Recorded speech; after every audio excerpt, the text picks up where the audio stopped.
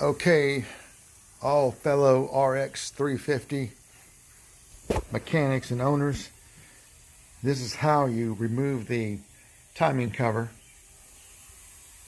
off of your 350. It is possible, but it's pretty hard. A lot of times you just don't have a lift to lift the body up.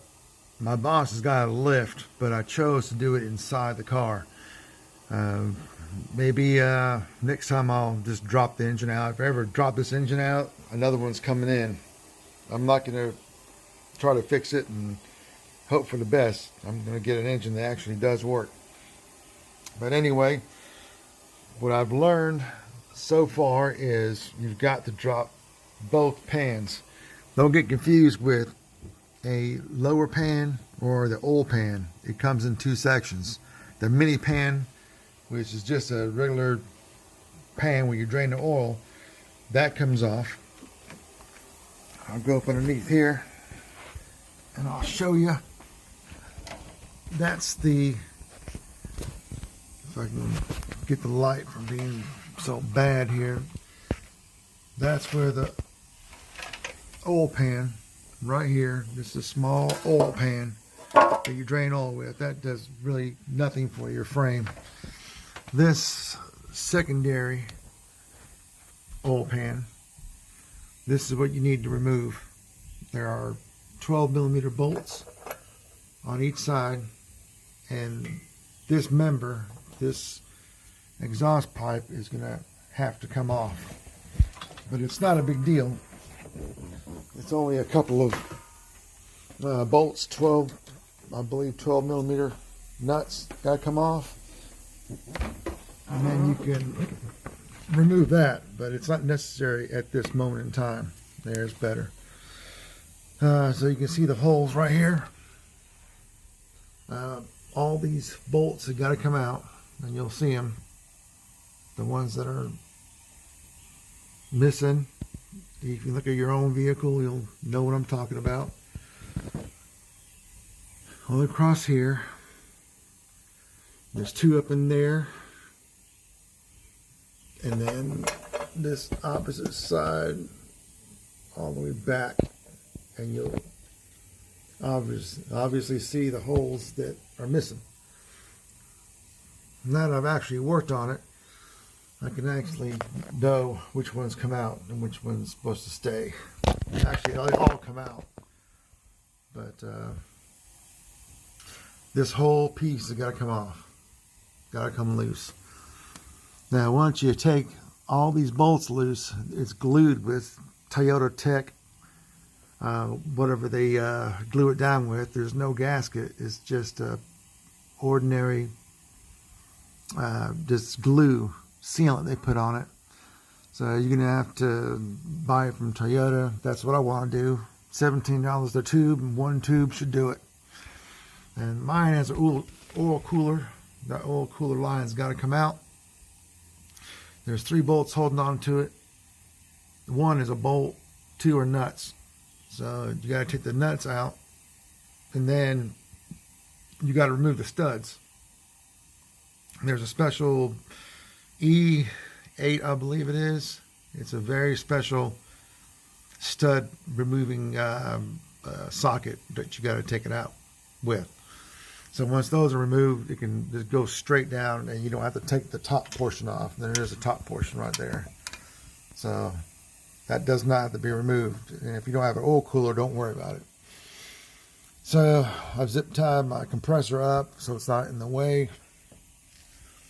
As we mentioned last time, you got to take the oil or their compressor completely off and move it out of the way. Okay, now once all that's been removed and taken loose, you'll probably try to pry it off, and it's on there pretty good. So I just came across this by accident. It's this little tab here at the very end. There's one here, and there's one on the opposite side right there. You have to get from the top side. Of course, from the back you can't get to. but from the side you can, or the front. So let's go up here. Oops. Turn it off. Right down. They're kind of hard to see, but it's where the transmission mounts to the engine. There it is. You can kind of see it right there. Right there. Just take a long extension and just put it right on the edge of that oil pan and just kind of tap it. Not really hard, but just tap it. And then of course there's one in the front too as well. Not a big one, but just tap the oil pan from the top down, right where the black area is. You can just tap that a little bit. Don't pan on it because it'll probably break. So be careful about that. But once that oil pan comes off, that secondary oil pan, then you have to lift the engine up with the lift. So they say not to lift the engine from the top because this is the only thing that's holding it right here. There's one bolt there, and that's a little small ear of casting. It's really nothing. And there's the opposite side. You can see it's just the ear is all it is. But I don't think it's going to deform anything. I doubt it's going to deform the block. This is all aluminum block, so you got to be careful about that too. So anyway, once you've lifted it up and kind of high, then all you need to do is pull that chain cover off and then just wiggle it out, work it out, and it comes out. Probably on the way in, it's going to be a little bit different because you have to put all that glue all the way around the edges of the block. And when you wiggle it around, hopefully you don't touch it and mess it up. I'm going to put glue on both sides, on the block and the cover itself as well. So okay guys, that's how it's done inside the car. There's no other video on YouTube for a 350 RX anywhere. So for some reason I'd also just now I can show everybody. Here's the chain. You can see it. It's just really floppy loose. That's all loose, but here it's tighter than Dick Brown's headband. It is tight as can be. The reason why is just jump time. Here's the timing mark. That's at top dead center down there. That's before I took everything off. I put it on top dead center. And right here, it jumped one tooth. So you can see it ran terribly. And so that's the reason why I got to take it off and replace the chain.